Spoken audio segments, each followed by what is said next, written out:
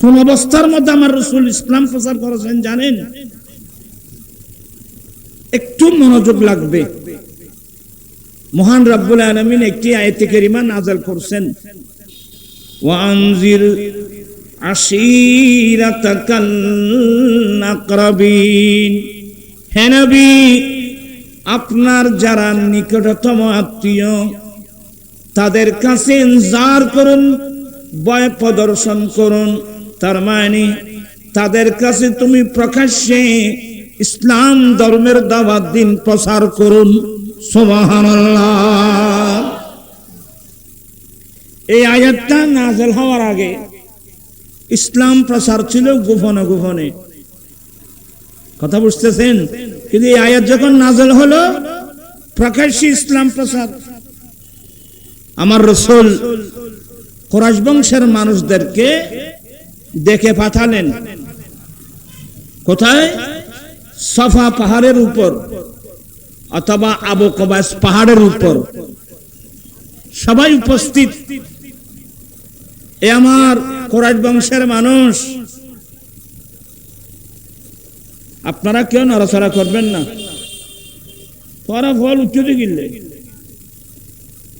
এত সর উড়ানো গেলে তো ওয়াজ শুনিল করতেন। এ আমার কুরাইশ বংশের মানুষ কোথায় আহ্বান করেছেন? সাফা পাহাড়ের উপর অথবা আবু কুবাইস পাহাড়ের উপর আমার নবী কুরাইশ বংশের মানুষদেরকে ডেকে পাঠালেন। সবাই আসছেন। তা আমার নবী বলছেন কি জানেন? এ আমার কুরাইশ বংশের মানুষ, আমি আপনাদের নিকটতম আত্মীয়, আপনারাও আমার নিকটতম আত্মীয়। আচ্ছা, এই পাহাড়ের অপর পৃষ্ঠে কে আছে না আছে আপনারা তো দেখতেছেন না, বলেন? আমরা তো দেখতেছি না। আমার নয় বলছে, আমি যদি একটা সংবাদ দিই যে ওই দিক থেকে তোমাদের উপর আক্রমণ করার জন্য একদল সশস্ত্র বাহিনী আসতেছে, এই সংবাদটা যদি আমি দিই, আমার কথাটা তোমরা বিশ্বাস করবা? সবাই এক বাক্যে হ্যাঁ হ্যাঁ হ্যাঁ হ্যাঁ। আপনি বললে আমরা বিশ্বাস করব। সুবহানাল্লাহ বলবেন না? আচ্ছা, এই বিশ্বাসের মূল ভিত্তি কোথায়? এই বিশ্বাসের মূল ভিত্তি হলো, ওরা বোঝাতে চাচ্ছে আপনার এই 40 বছর বয়স আমাদের চোখের সামনে সূর্যের মতো স্পষ্ট। এই 40 বছরের মতো কোনোদিন একটা মিথ্যা কথা বলতে আমরা শুনি নেই। অতএব আপনার উপাধি তো আল আমিন। অতএব আমরা দেখতেছি না এই পাহাড়ের অপর পৃষ্ঠে কে আছে না আছে, আমরা দেখতেছি না। আপনি যদি সংবাদ দেন আমরা বিশ্বাস করব। বলে করবা? বিশ্বাস করবে তো? হ্যাঁ, বিশ্বাস করব। এবার আমার নবী বলেন, এ আমার কুরাইশ বংশের মানুষ, লা ইলাহা ইল্লাল্লাহু, আল্লাহ ছাড়া কোনো ইলাহ নাই, আল্লাহ ছাড়া কোনো মাবুদ নাই, আল্লাহ ছাড়া কোনো উপাস্য নাই। ওয়া ইন্নী রাসূলুল্লাহ, আমি কিন্তু আল্লাহর পক্ষ থেকে প্রেরিত রাসূল। এই কথা বলার সাথে সাথে কিছুক্ষণ আগে বলছিল আপনি বললে আমরা কি করব? আপনি যেটা বলবেন এটা আমরা কি করব? বিশ্বাস করব। যখন তাদের বাতিল আকীদার উপর যখন হাত পড়ল, সে ফটাফট আরে আমার নবীর আপন চাচা নাম আব্দুল উজ্জা।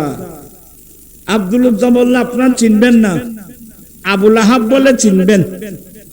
আমার নবীর আপন চাচা আবু লাহাব, তার নাম কি বললাম? আয় তোমারা লাজে বড় দুঃখ আছে বাজি কি ফান্না ফারাইম তোমারা আর কত নবুঝো। তার নাম কি বললাম? আব্দুল উজ্জা, কুনিয়াত হলো আবু লাহাব।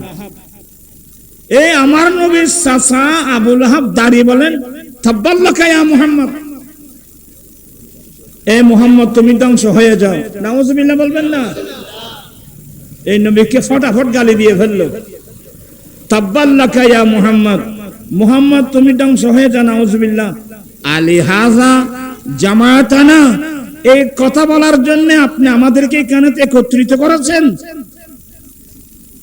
কি বললাম দেখছেন? আল্লাহর নির্দেশে প্রকাশ্যে তথ্য দিল আল্লাহ ছাড়া কোনো ইলাহ নাই, আল্লাহ ছাড়া কোনো মাবুদ নাই, আর আমি মুহাম্মদ সাল্লাল্লাহু আলাইহি ওয়াসাল্লাম আমি আল্লাহরই প্রেরিত রাসূল।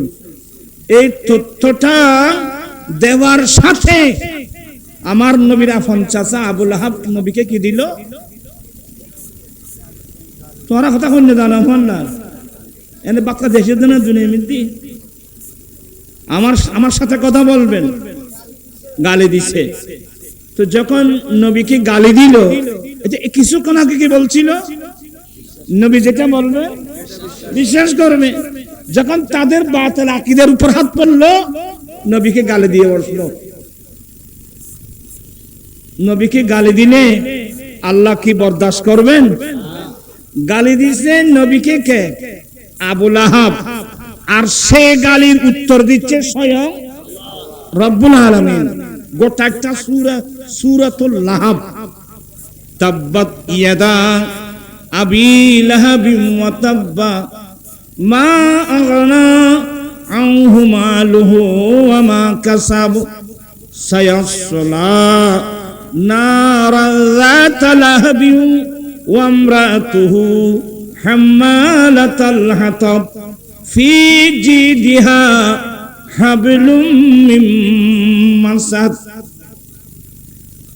এখানে একটা কথা বলি, আমাদের অনেক হুজুর বলে আল্লাহ এদের একে কি দিয়েছে? গালি দিয়েছে। আল্লাহ কি গালি দেয়? লা হাওলা ওয়ালা কুওয়াতা ইল্লা বিল্লাহ। সাবধান, সতর্ক। আল্লাহ গালি দেয় নাই, গালি দিয়েছে আবু লাহাব, বিচার করেছে আল্লাহ। আল্লাহর যেটা গালি, এটা গালি না, এটা বিচার। এই জন্য কোরআন হাদিস বুঝে বড় মুশকিল। আল্লাহ তাকে, আমার নবীকে কেন গালি দিল? আল্লাহ শাস্তি স্বরূপ গোটা একটা সূরা, সূরাতুল লাহাব বা সূরাতুল মাসাদ নাযিল করে বললেন তাব্বাত ইয়াদা আবি লাহাবিন ওয়া তাব্বা। আবু লাহাবের হাত, এখানে হাত মানি না, আবু লাহাব ধ্বংস হয়ে যাক, ধ্বংস হয়ে গেছে। আবু লাহাব, আবু লাহাব ধ্বংস হোক, ধ্বংস হয়ে গেছে। আপনারা সেন্টেন্স বুঝবেন। আবু লাহাব কি হোক, শব্দ ইয়াদা, তখন আবু লাহাবের হাত ধ্বংস হোক। এখানে ইয়াতমানি হাত নয়, আবু লাহাব কি হয়ে যাক, আবু লাহাব ধ্বংস হোক, ধ্বংস হয়ে গেছে।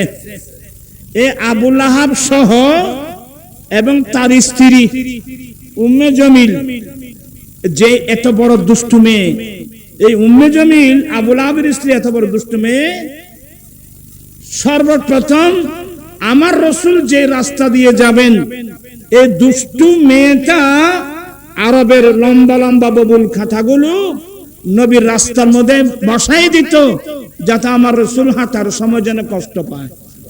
নাউজুবিল্লাহ বলবেন না? এজন্য সবাই একটা নসিহত সবাইকে, কোনদিন কাউকে, এমনকি শত্রু পর্যন্ত কাউকে কষ্ট দেওয়ার জন্য জীবনে কোনদিন রাস্তার মধ্যে খাঁটা দিবেন না। রাস্তার মধ্যে খাঁটা দেওয়া এটা আবু লাহাবের স্ত্রীর সুন্নত। তো কেউ যদি আবু লাহাবের স্ত্রীর সঙ্গে জাহান্নামে যেতে চাও, তাহলে আপনারা রাস্তার মধ্যে কি দিবেন? রাস্তার মধ্যে কাঁটা দিবেন। তা আসেন যখন পড়ুন, কলা, সবার জবান খুলেন, মুকিম বানাইতে ফান্নাই মরিবেন নাই, আউতো ফালতু কাম মারিবেন নাই না ভাই। কলা রাসূলুল্লাহি সাল্লাল্লাহু আলাইহি ওয়াসাল্লাম আল ঈমানু বিদউন সাবউনা শুবা ফাফদালুহা ক্বাউলু লা ইলাহা ইল্লাল্লাহ ওয়া আদনাহা ইমাতাতুল আযা আনিত তারিকি ওয়াল হায়াউ শুবাতুম মিনাল ঈমান। কষ্ট হলো? এমনি কষ্ট তো লাগবে, ওই না পড়তে না পড়তে অভ্যাস হয়ে গেছে, যে পড়তে পড়তে অভ্যাস হলে তো একেবারে সহজ হতো। কিন্তু আমাদেরকে এগুলোই পড়া উচিত ছিল। এই যে মুখ, জবান, মুখ যাকে বলে, জিহ্বা, ভাষা, এগুলো দিয়েছেন যে এগুলো পড়ার জন্য। আমার আলা হযরত কি বলছেন জানেন? আপনারা তো বিরক্ত হচ্ছেন বোধহয়, তো বিরক্ত না হলে আরো সামনে আইও না, পরে দূর বসছু দে শেয়ার ইন্ডিয়া সামনে আই যাও। জমিন জমা तुम्हारे लिए मकीना मकान तुम्हार। সবাই পড়ুন, না জানলেও পড়ুন, পড়তে পড়তে ইয়ে হয়ে যাবে ইনশাআল্লাহ। জমিন জমা तुम्हारे लिए मकीना मकान तुम्हारे लिए चुनी न चुना तुम्हारे लिए बने दो जहां तुम्हारे। दहन में जुबान तुम्हारे लिए, बदन में ही जान तुम्हारे लिए। हम आए यहाँ तुम्हारे लिए, उठे भी वहां तुम्हारे लिए। চিৎকার দিয়ে বলুন সুবহানাল্লাহ। আমার আলা হযরত বলছেন যে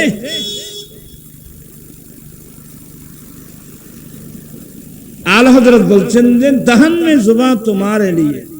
ইয়া রাসূলুল্লাহ, আল্লাহ যে আমাকে একটা মুখ দিয়েছেন, মুখের মধ্যে জিহ্বা দিয়েছেন, ভাষা দিয়েছেন, কথা বলার শক্তি দিয়েছেন, এগুলো তো আপনি রাসূলের জন্য। কার জন্য? এটা রাসূলের জন্য, রাসূলের কলমা পড়ার জন্য, রাসূলের কথা বলার জন্য। দহন মে জুবান তোমারে লিয়ে, বদন মে হিজা তোমারে লিয়ে। ইয়া রাসূলুল্লাহ, ইয়া হাবিবাল্লাহ, আমার দেহে, আমার শরীরে, আমার দেহে আল্লাহ যে প্রাণ দিয়েছেন, এটাও আপনি রাসূলের জন্য, এটা আপনি রাসূলের জন্য। আমরা দুনিয়াতে আসছি আপনি নবর কালমা পড়ার জন্য, আপনার গুণগান করার জন্য। আবার কিয়ামতের মাঠে উঠবো, সেটাও আপনি রাসূলের জন্য। প্রাণ পিছনে বেরা, আমাদের উচিত ছিল ছোটবেলা থেকে আল্লাহর কোরআনের তেলাওয়াত করা, প্রিয় নবীর হাদিস শরীফের তেলাওয়াত করা, দুরূদ শরীফ পড়া, নবীর গুণগান করা। কিন্তু আমরা এই মুখটা দিয়েছেন আল্লাহ, না কোরআন তেলাওয়াত করতেছি, না নবীর হাদিস তেলাওয়াত করতেছি, না দুরূদ শরীফ পড়ছি। রাত্র দিন শুধু মানুষকে গালাগালি হইছে না মাতিয়া।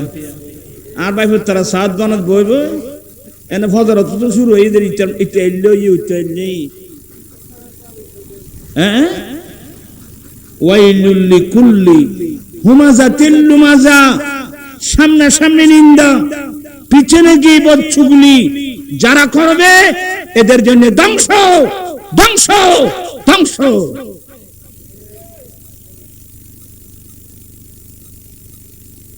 আল্লাহ মুখ একটা দি। আচ্ছা, আপনাদের গালাগালি করতেছেন একে অপরকে,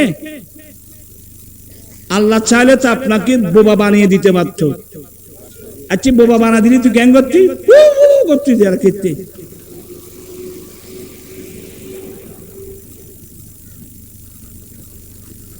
উম্মুল মুমিনিন মায়েশা বলছেন, মা কানা রাসূলুল্লাহ সাল্লাল্লাহু আলাইহি ওয়াসাল্লাম ফাহিশান ওয়ালা মুতাফাহশা। আমার রাসূলের জীবনে কোনোদিন একটা ফাহিশা শব্দ আমার রাসূলের জবান থেকে কোনোদিন বের হয় নাই। ইন্নাল্লাহা ইয়ামুরু বিল আদলি ওয়াল ইহসান ওয়া ইতাই যিল কুরবা ওয়া ইয়ানহা আনিল ফাহশাই ওয়াল মুনকার। আল্লাহ নিষেধ করছে অশ্লীল ভাষা ব্যবহার করবে না, কোরআন সুন্নাহ বিরোধী কোনো কথা বলবা না, জবানকে হেফাজত করো। এখন আমরা কি জবানে হেফাজত করেছি? কমসে কম আসুন সৌদায় কারবালা স্মরণে মাহফিল, আজকে আমরা এমন তওবা করব, এখন থেকে মৃত্যুর আগ পর্যন্ত আমরা আর কাউকে গালাগালি। আরেকটা হাদিস পড়ুন, তাহলে বিরক্ত হবেন না তো। ক্বালা রাসূলুল্লাহি, কি মহব্বত করে পড়তেছেন, খুব আদব সহকারে পড়বেন। ক্বালা রাসূলুল্লাহি সাল্লাল্লাহু আলাইহি ওয়াসাল্লাম আল মুসলিমু মান সালিমান মুসলিমুনা মিন লিসানিহি ওয়া ইয়াদিহি। আল্লাহর নবী বলেন, সেই নারী পুরুষ মুসলিম হবার দাবি করতে পারবে, সে মুসলমান, সেই নারী এবং পুরুষ নিজেকে মুসলিম দাবি করতে পারবে যার মুখ এবং হাতের আঘাত থেকে আরেকজন মুসলমান নিরাপদ থাকবে। সেই ব্যক্তি মুসলিম হওয়ার দাবি করতে পারবে যার মুখ এবং হাতের আঘাত থেকে আরেকজন মুসলমান নিরাপদ থাকে।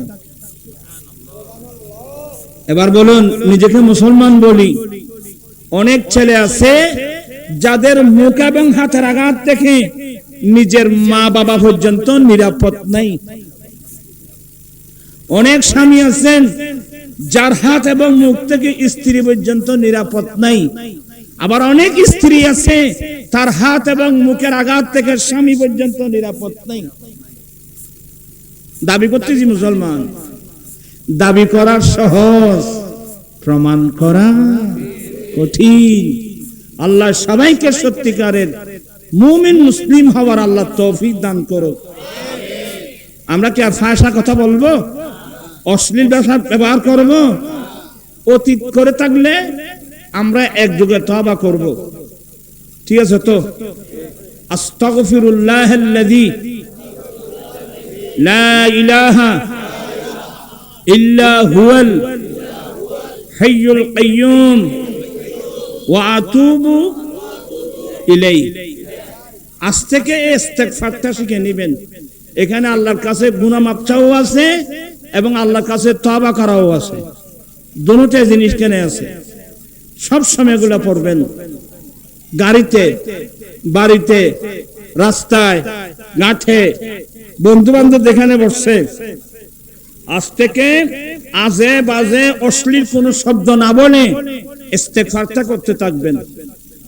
কার টাকা লাগবে, কার জায়গা লাগবে, কার সম্মান লাগবে, কার মাল লাগবে, কার ছেলে সন্তান লাগবে, সব কিছু ইস্তেগফারের ভিতর আছে।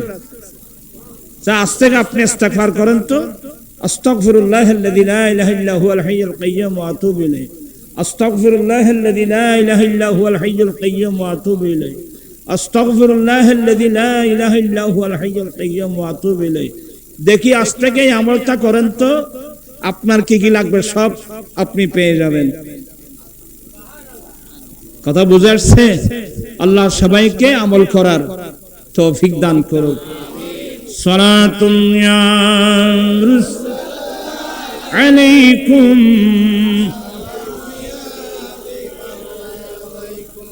ওই হাদিস একটা যে পড়লাম, এটার অনুবাদ এখনো করি নাই, আল্লাহর নবী বলেন, উম্মত ঈমানের 70 থেকে 79 পর্যন্ত ঈমানের শাখা প্রশাখা আছে। আপনারা কি আমার ভাষা বুঝেন? 70 থেকে 79 পর্যন্ত ঈমানের শাখা প্রশাখা আছে। 69 থেকে 79 পর্যন্ত ঈমানের এতগুলো শাখার মধ্যে সবচেয়ে উত্তম শাখা হলো লা ইলাহা ইল্লাল্লাহু মুহাম্মাদুর রাসূলুল্লাহ। এই কলমাটার সবচেয়ে উত্তম শাখা। এবার আমার নবী বলেন, ওয়াদনাহা ইমাতাতুল আযা আনিত তারিকি। উম্মত ঈমানের নিম্নতম শাখা হলো কষ্টদায়ক জিনিস, যেমন কাঁটা, বোতলের খাস ভাঙা, যেগুলো পায়ের নিচে পড়লে মানুষ কষ্ট পাবে, গরু ছাগল কষ্ট পাবে। এই কষ্টদায়ক জিনিস রাস্তা থেকে সরিয়ে দেওয়া ঈমানের নিম্নতম শাখা। কি বুঝলেন? কোন ঈমানদার রাস্তার মধ্যে কাঁটা দেওয়া তো দূরের কথা, কাঁটা দেখলে আপনি ফেলে যেতে পারবেন না। আপনার ঈমান বলবে, হায় হায় হায়, কাঁটাটা সরাই দিই। আচ্ছা, আমরা আমাদের মধ্যে অভ্যাসগুলো আছে। রাস্তার মধ্যে কি রাস্তা থেকে কাঁটা সরিয়ে দেন, না মানুষকে কষ্ট দেওয়ার রাস্তায় কাঁটা দেন? এখন প্রায় মানুষ দেখা যায় রাস্তার মধ্যে কি দেয়, কাঁটা দেয়। রাস্তার মধ্যে কাঁটা দিলে ওই আবুল আহাবের স্ত্রীর সুন্নত। আপনি যদি আবুল আহাবের স্ত্রীর সঙ্গে যদি জাহান্নামে যেতে চান, তাহলে রাস্তার মধ্যে কাঁটা দিবেন মানুষকে কষ্ট দেওয়ার জন্য। কোন শত্রুকেও কষ্ট দেওয়ার জন্য রাস্তায় কাঁটা দেওয়ার বিধান ইসলাম ধর্মের মধ্যে নাই। আল্লাহ সবাইকে ইসলাম বুঝার আল্লাহ তৌফিক দান করুক। আমার জীবন মরণ সাজাবো মাদানী রঙে, আমার জীবন মরণ। আপনারা বিরক্ত হচ্ছেন, আমি দেখতে পাচ্ছি। তোরা ফরিন্ন ভারত এনে না ঘরত দেন। এর সামনে এই চেয়ারগুলো খালি না, মুরব্বী আপনি এই চেয়ারগুলো তো আসেন তো। আয়াবাদি বড় তো কোথাও চিটারালে এই সামনের জায়গাগুলো, খালি জায়গাগুলো পূর্ণ করুন। তোমার সামনে আর কান আছে না, তাইও চেয়ারে বইতের মধ্যে না তোরা আরো তাই রে। আল্লাহুম্মা সাল্লি সাইয়্যিদিনা নাবিয়িনা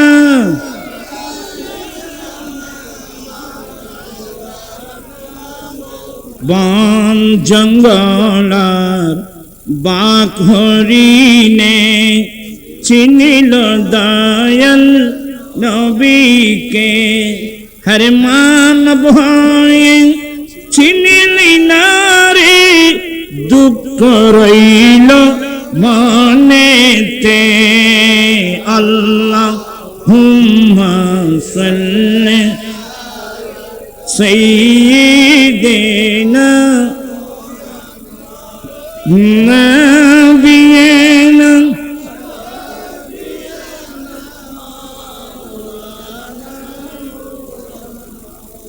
আমি অনেক দূরে চলে আসলাম।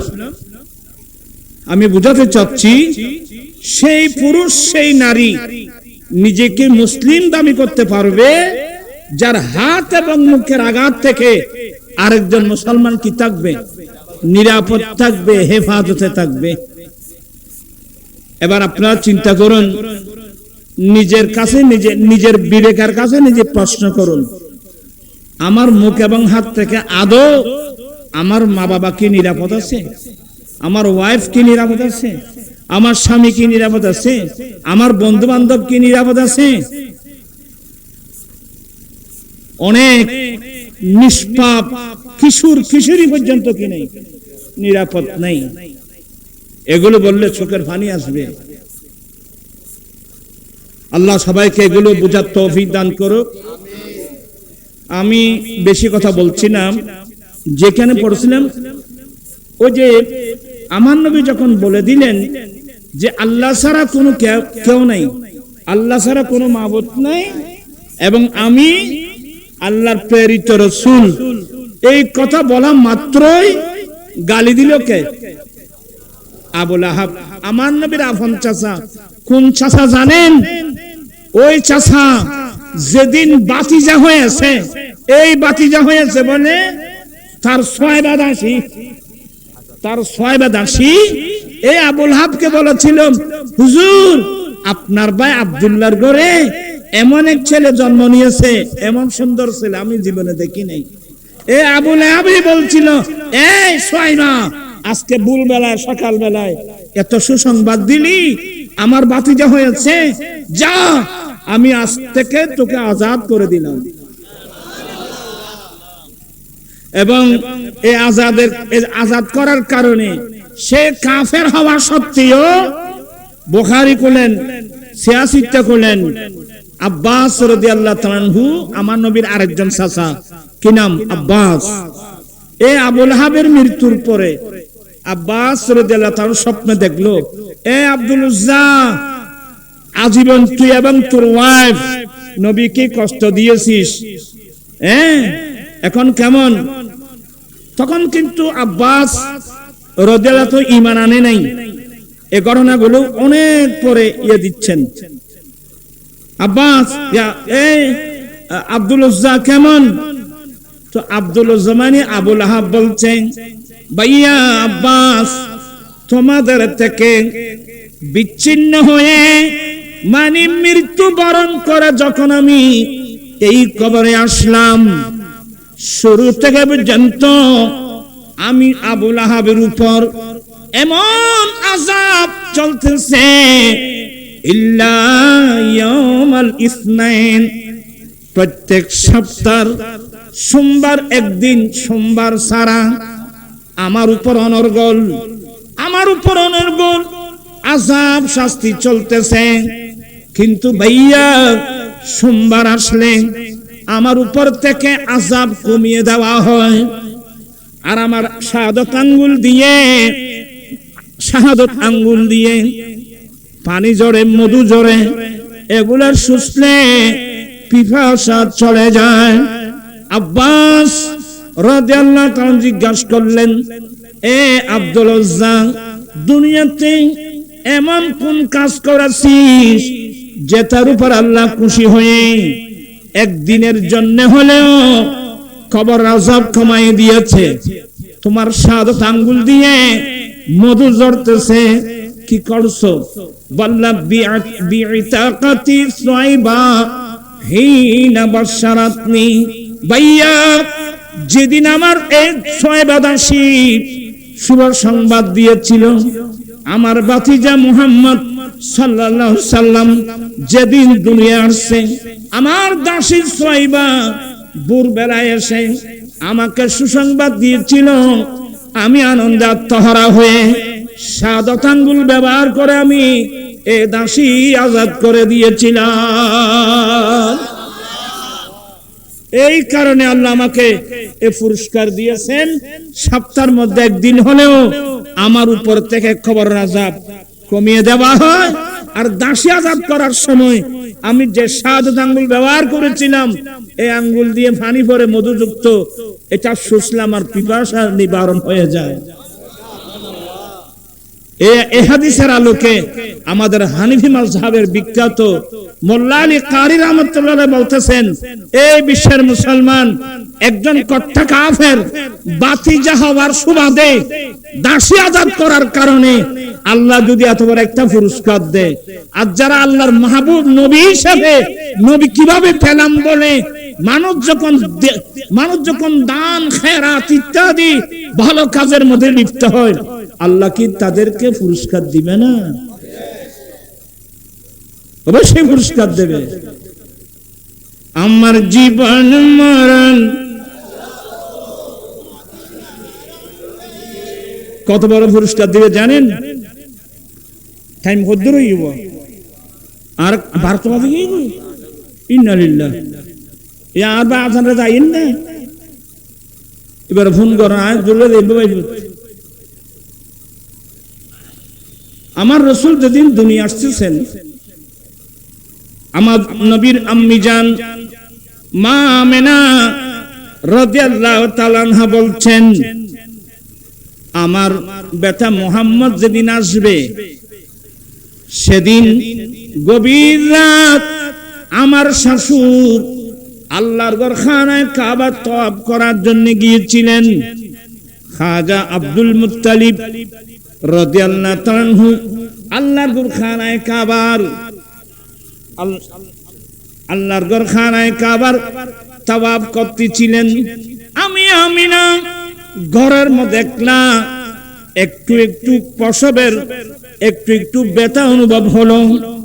আমি ভয় পেয়ে গেলাম, ঘরের মধ্যে কেউ নাই।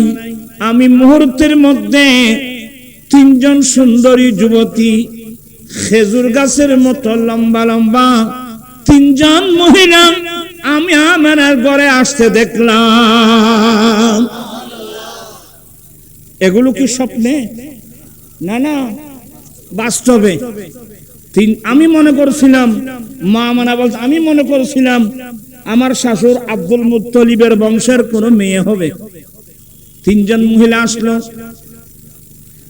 আমাকে নাম ধরে, মা আমাকে চিনেন? আমি বললাম না তো, আমি তো চিনি না। বলে, মা আমি হলাম ফেরাউনের স্ত্রী আসিয়া আলাইহিস সালাম। এগুলো স্বপ্নে না, বাস্তবে। আমি এই ফেরাউনের স্ত্রী আসিয়া। আরেকজন বলে, মা আমাকে চিনেন?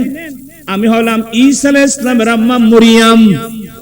আরেকজন বলে, আমি হলাম মূসা আলাইহিস সালামের বোন। এই তিনজন মহিলা হাজার হাজার বছর আগে মারা গিয়েছেন, কিন্তু যেদিন আমার দয়াল নবী আসবে আল্লাহর পারমিশন নিয়ে মা আমেনার ঘরে আসলো নবীর পাওয়ার আনন্দ উৎসব করার জন্য।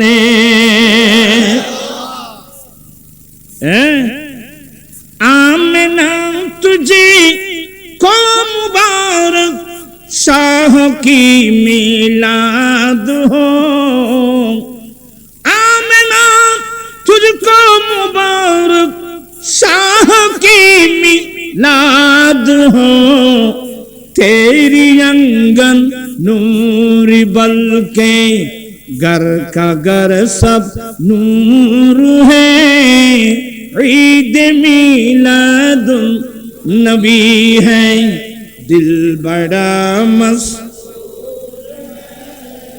ফরাত এখানে আলসি আলসি বাপ এনা চুদে মরা ব্যাকুন চুদে না ভাই শ্বাস হইল তো শোনা। ঈদ মিলাদুন নবী হ্যায় দিল বড়া মসরুর হ্যায়, ঈদ দীওয়ানো কি তুবা রারবিয়ুন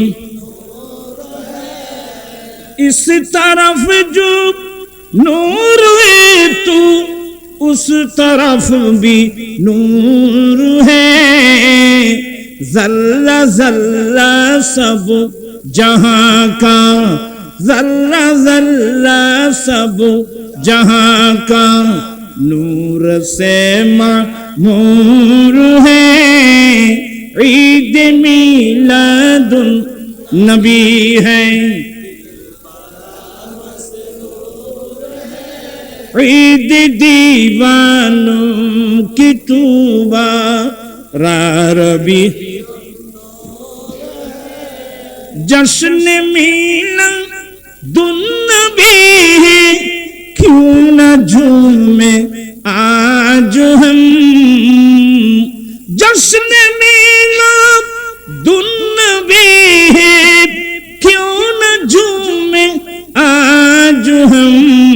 मुस्कुराती है बहारी, मुस्कुराती है बहारी, सब फजा पुर नूर है, ईद मिलादुन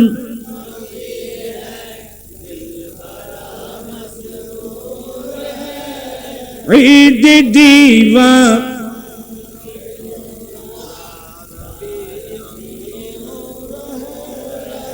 जश्न मिलादुन नबी है, क्यों न झूमे आज हम, आज वो आया जहां में, आज वो आया जहां में, जो सरापा नूर है, ईद मिलादुन नबी है, ईद दीवानों की तूबा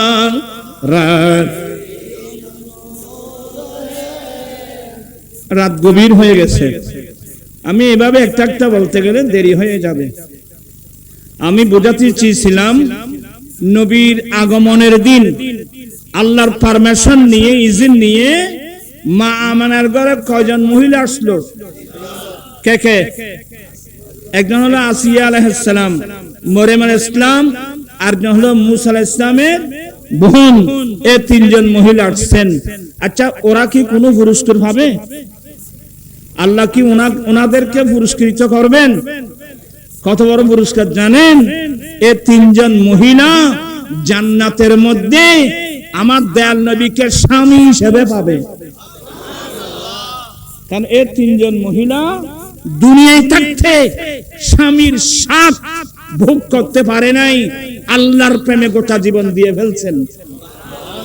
আল্লাহ তাদের কেমন পুরস্কার দেবেন? জান্নাতের মধ্যে ওরা আজীবন আমার নবীর স্ত্রী হয়ে জান্নাতের মধ্যে থাকবেন। কত বড় পুরস্কার! তো ওরা মিলাদুন্নবী করতে এসে আল্লাহর পক্ষ থেকে এত বড় পুরস্কার পাবে, তা আমরা কিছু পাবো না? কি আশা আছে নাকি? আমরা কমসে কম আমার দয়াল নবীর খাদেম হিসাবে হতে হলো আমরা জান্নাতের মধ্যে সে পুরস্কার পাবো। ঠিক কিনা ভাইরা আমার? আমরা সে পুরস্কার পেতে চাই কি চাই না? দুই হাত উঠাই বলতে হয়, চাই কি চাই না? আল্লাহ সবাইকে মুস্তাফার খাদেম হয়ে থাকার, গোলাম হয়ে থাকার আল্লাহ আমরা সবাইকে সে তৌফিক দান করুন, আমিন। আরা পুরস্কার আরা খেললে চলে যান না বা আরা পুরস্কার পাইম তো আল্লাহ বড় সখী। আল্লাহর নাম জাফাত, আল্লাহর চেয়ে ওই জান্নাতি আবু লাহাব বাতিজার উৎসবে নবী হিসেবে না, বাতিজা হয়েছে এক সুসংবাদ শুনে দাসী আজাদ করার কারণে যদি একদিনের জন্য হলেও যদি তার উপর থেকে কবরের আযাব কি হয়ে যায়? হালকা হয়ে যায়। আঙ্গুল দিয়ে পানি পড়ে, মধুযুক্ত পানি পড়ে শুষলে পিপাসা কমে যায়। এত বড় একটা পুরস্কার পায়। আমরা তো আল্লাহর মাহবুব পেয়ে আমরা আনন্দিত হয়ে আজকে আমরা লক্ষ লক্ষ টাকা খরচ করছি, দান খেরাত করছি, মাহফিল করছি, ইত্যাদি ইত্যাদি ভালো কাজ করছি। তা আল্লাহকে আমাদেরকে পুরস্কার দিবে না? আশা আছে তো? আল্লাহ সবাইকে কথাগুলো বুঝার তৌফিক দান করো। এবার আসুন, একটু তাড়াতাড়ি আসুন। বলতে চেয়েছিলাম, আল্লাহ বলেন, হে নবী আপনি তাদেরকে বলে দেন, এ আমার কুরাইশ বংশের মানুষ তথা কিয়ামত পর্যন্ত আনেওয়ালে মানুষ, আমি নবী আল্লাহর পক্ষ থেকে আল্লাহর দেওয়া জিম্মাদারি, আল্লাহর দেওয়া শরীয়ত তরিকত হাকিকতের বিধান আমি যে তোমাদের কাছে পৌঁছে দিচ্ছি, এই প্রতিকূল অবস্থার মধ্যেও বিরামহীন ভাবে, নিরলস ভাবে আল্লাহর বিধিবিধান তোমাদের কাছে পৌঁছে দিচ্ছি। আমি তোমাদের কাছ থেকে এগুলোর কোনো বিনিময় বদলা চাই না। তবে আমি নবী তোমাদের কাছে একটা জিনিস চাই, সেটি হলো আমার আহলে বাইতের প্রেম আর ভালোবাসা।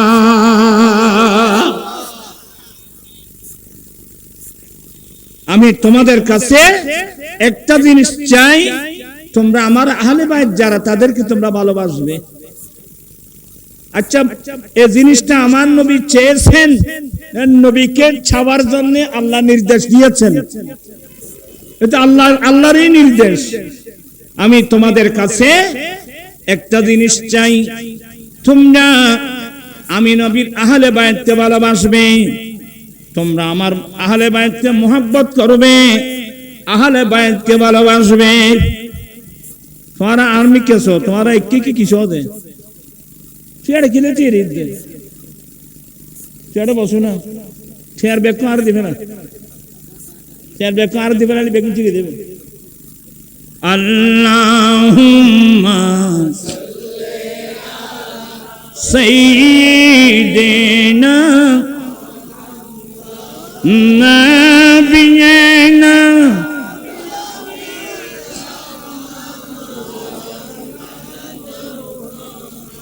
আচ্ছা, নবী আমাদের কাছ থেকে কি চেয়েছেন?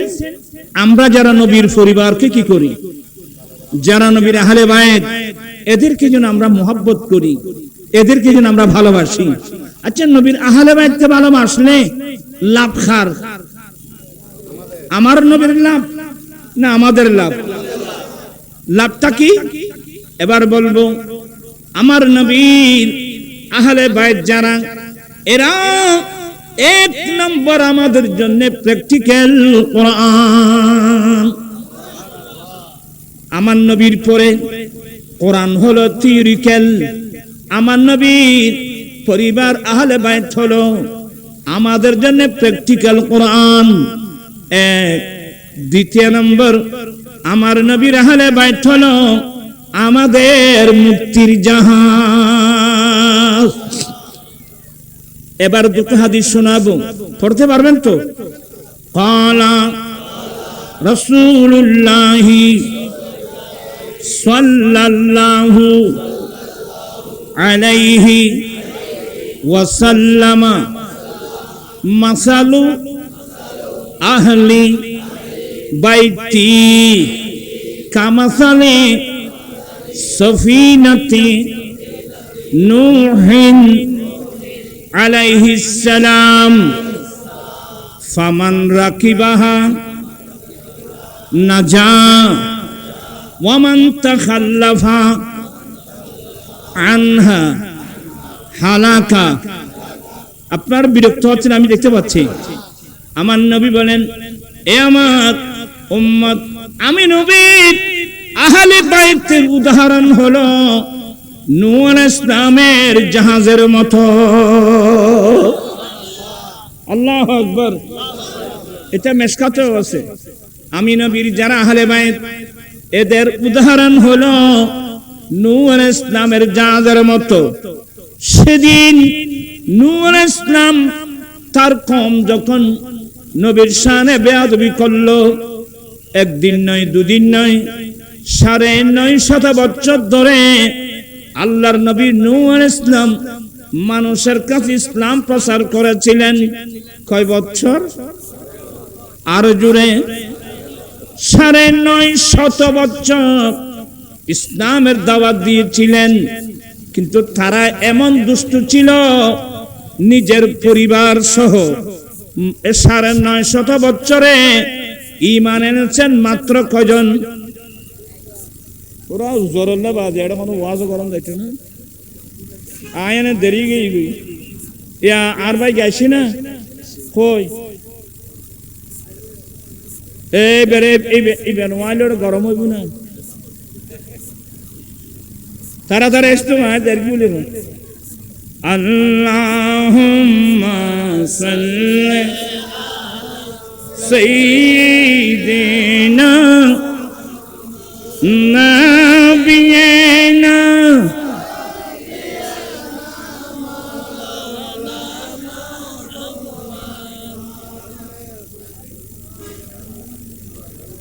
আশিনা রাবুয়া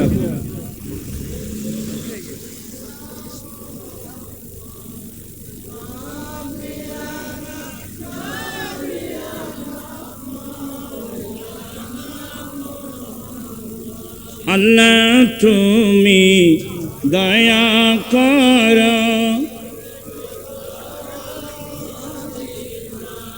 আল্লাহ তুমি দয়া,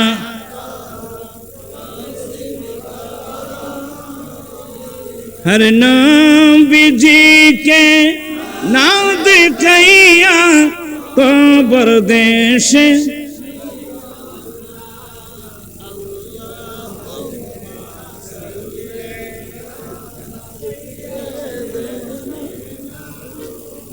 ए नारे तकबीर, नारे रिसालत, नारे गौसिया, আহলে সুন্নাত ওয়াল জামাত, প্রধান বক্তার আগমন, শুভেচ্ছার স্বাগত, কিশোর সংঘের পক্ষ থেকে দেখো না এই বিয়া কোন এত ন বই দেড়ে এবার মিকা সারি ওই আসন রাজা হত্যা আর বা হাসার রাজা হত্যা বিয়া এখন হড়ে হড়ে এ রুড়ে রুড়ে দূরে দে আইনে 2 মিনিট আমার নবী বলছেন যে আমার আহলে বাইতের উদাহরণ হলো ওই নূর ইসলামের জাহাজের মতো। সেদিন আল্লাহ বিশ্বব্যাপী যে গজব দিয়েছিল, সেই গজবের সময় যারা আল্লাহর নবী নূর ইসলামের জাহাজ আশ্রয় নিয়েছিল, ফামান রাকিবাহা নাজা, যে ব্যক্তি সে জাহাজ আশ্রয় নিয়েছিল সে নেজাত পেয়েছিল। ওমান রাকিবাহা নাজা ওমান তাখাল্লাফা আনহা হালাকা, যে নূর ইসলামের জাহাজে আশ্রয় নেয় সে ধ্বংস হয়েছে। ঠিক তদ্রূপ আমার আহলে বাইত হলো তোমাদের জন্য নূর ইসলামের জাহাজের মতো। কি মানে? যারা আহলে বাইতকে ভালোবাসবে, আহলে বাইতের দামান ধরে থাকবে, এরা কিয়ামতের কঠিন দিনে আল্লাহর গজব থেকে ওরা মুক্তি পাবে। যারা আহলে বাইতের বিরুদ্ধে যাবে এরা সবাই ধ্বংস হয়ে যাবে। তাহলে নবীর আহলে বাইতকে ভালোবাসতে হবে কিনা? কারণ এটা আমাদের মুক্তির জাহাজ। আরেকটা হাদিস হলো আমার নবীর আহলে বাইত আমাদের জন্য প্র্যাকটিক্যাল কোরআন। আমার রাসূল 10ম হিজরিতে মক্কায়ে মুআজ্জামা থেকে হজরত পালন করে মদিনায় পাকে যাওয়ার সময় মক্কা মদিনার মাঝখানে একটা জায়গা, যে জায়গার নাম জুহফা, ওখানে একটা কূপ ছিল, ওই কূপের নাম গদিরে খুম। সে গদিরে খুমের পারে দাঁড়িয়ে আমার রাসূল আরেকটা খুতবা দিয়েছিলেন। আল্লাহর তারিফ প্রশংসার পরে জনগণের উদ্দেশ্যে বলছিলেন, ইউশিকু আলাইয়া আইয়াতিয়ানি রাসূল রাব্বি ফাউজিবা, আমার সাহাবায়ে کرام অল্প দিনের মধ্যে আমার কাছে আল্লাহর পক্ষ থেকে আজরাইল আলাইহিস সালাম আসবেন আমাকে নিয়ে যাওয়ার জন্য। আমি তোমাদের থেকে বিদায় হব, আমি আল্লাহর কাছে চলে যাব। তবে আমি তোমাদেরকে খালি হাতে রেখে যাচ্ছি না। ওয়া আনা তারিকুম ফীকুম মুস্তাকালাইন, আমি তোমাদের কাছে মহামূল্যবান এমন দুটো সম্পদ রেখে যাচ্ছি, এই দুই সম্পদকে আঁকড়িয়ে ধরলে তোমরা কখনো পথভ্রষ্ট হবে না। আউয়ালুহুমা কিতাবুল্লাহ তাআলা, 1 নম্বর আল্লাহ তাআলার কিতাব, ফীহিল হুদা ওয়ান নূর, এই কিতাবে তোমাদের জন্য হিদায়াত আছে। তোমরা তোমাদের ব্যক্তিগত জীবন, পারিবারিক জীবন, সমাজ জীবন, রাষ্ট্রীয় জীবন, সমাজনীতি, অর্থনীতি, রাষ্ট্রনীতি, রাজনীতি, শিক্ষানীতি, বাণিজ্য নীতি, পররাষ্ট্রনীতি, এক কথায় জন্মলগ্ন থেকে মৃত্যুকাল পর্যন্ত তোমরা কে কি করবা না করবা, এই কোরআন তোমাদেরকে গাইড করবেন, হেদায়েত করবেন। এখানে নূর আছে। 2 নম্বর তিরমিজির riwayat, ওয়া ইতরাতি আহলু বাইতি, 2 নম্বর আমি নবীর আহলে বাইত। কি মানে? আমি নবীর পরে 30 পারা কোরআন হলো তোমাদের প্র্যাকটিক্যাল, আর আমার পরে আমার আহলে বাইত হলো কোরআন হলো থিওরিক্যাল। আমি নবীর পরে আমার আহলে বাইত হলো তোমাদের জন্য প্র্যাকটিক্যাল। তাহলে আহলে বাইতের রাসূল আমাদের মুক্তির জাহাজ, আহলে বাইতের রাসূল আমাদের জন্য প্র্যাকটিক্যাল কোরআন। এখন প্রশ্ন আসবে, এই মুক্তির জাহাজ এবং প্র্যাকটিক্যাল কোরআনকে হিন্দু নয়, বৌদ্ধ নয়, খ্রিস্টান, জুম্মা, চাকমা নয়, 61 হিজরিতে কারবালার মাঠে আহলে বাইতে রাসূলকে শহীদ করেছিল, ওরা কারা? কথা বলছেন ওরা কারা? ওই এজিদি মুসলমানরা। ওরা কারা? এজিদি মুসলমানরা। এখন দেখবেন আহলে সুন্নাত ওয়াল জামাত একটি দল আছে, এই একটি দল ছাড়া ইসলামের নামে যতগুলো ইসলামের দল আছে সবাই কিন্তু এজিদের পক্ষে। কথা বলছেন না কেন? আহলে সুন্নাত ওয়াল জামাত এই দলটি ছাড়া ইসলামের নামে যতগুলো দল আছে সবগুলো কার পক্ষে? এজিদের পক্ষে। আরে ওই জাকির নায়ক একটা আছে না, এটাতে প্রকাশ্যে বলে এজিদ রহমতুল্লাহ আলাইহি। আল্লাহ আমাদেরকে হেফাজত করুক। অথচ বিখ্যাত আকীদার কিতাব সরকারি বেসরকারি প্রত্যেক মাদ্রাসায় পড়ানো হয়, শরহে আকায়েদ নাসফি। এই কিতাবে আল্লামা সাদউদ্দিন তাফতাজানি রাহমাতুল্লাহ আলাইহি বলছেন, লানাতুল্লাহি আলা এজিদা, এজিদের উপর, এজিদের সাহায্যকারীদের উপর আল্লাহর লানত, আর আহলে বাইতে রাসূলের উপর আল্লাহর রহমত। কি বিরক্ত হচ্ছেন? হ্যাঁ, এখন কোন দিকে যাবেন? আমাদের জীবন গেলেও আমরা এজিদের পক্ষে যাব না। আমি এই বিষয়ের উপর আরো অনেক লম্বা আলোচনা ছিল, আমি অসুস্থ মানুষ, এগুলো বুঝতেও ব্রেন লাগবে। আর ইনশাআল্লাহ আমার ভাই মুজাহিদ মিল্লাত আলহাজ মাওলানা অধ্যক্ষ হাসান রাজা তোমারা বেকন সাইরি দি বেখতে মাইগলর আয় ওয়াজ করে যে হদুন কথা কিল্লু উদুর বখর বখর করে বুঝছো না। আল্লাহ আমাদেরকে আওলাদের রাসূলের দামান ধরে থাকার তৌফিক দান করুন, আওলাদের রাসূলের পক্ষে থাকার তৌফিক দান করুন। আমরা এক সেকেন্ডের জন্যও আমরা এজিদের পক্ষে যাব না। আরেকটা সতর্ক থাকবেন, এখন একদল আহলে বাইতে রাসূলের প্রেমিক বের হয়েছে, একদল আহলে বাইতে রাসূলের প্রেমিক সেজে নবীর সাহাবাদেরকে গালি দিচ্ছে, হযরত সাইয়েদনা আমির মুআবিয়া রাদিয়াল্লাহু তাআলাকে গালি দিচ্ছে। আমি সেদিন বলছিলাম আমির মুআবিয়াকে গালি দেওয়া মানে ডাইরেক্ট নবীকে গালি দেওয়া, আমির মুআবিয়াকে গালি দেওয়া মানে ইমাম হাসান রাদিয়াল্লাহু তাআলাকে গালি দেওয়া। কারণ ইমাম আমার নবীর বড় দৌহিত্র ইমাম হাসান রাদিয়াল্লাহু তাআলা খেলাফতটা শর্ত সাপেক্ষে আমির মুআবিয়ার হাতে দিয়ে দিয়েছিলেন। কথা বুঝতেছেন? সবাই আমির মুআবিয়ার হাতে বায়াত গ্রহণ করেছেন। তা আমির মুআবিয়াকে গালি দিলে তো গালিটা কার উপর পড়বে? আমার নবী ইমাম হাসানের উপর পড়বে না? উনি কেন খেলাফতটা ওনাকে দিয়ে দিলেন?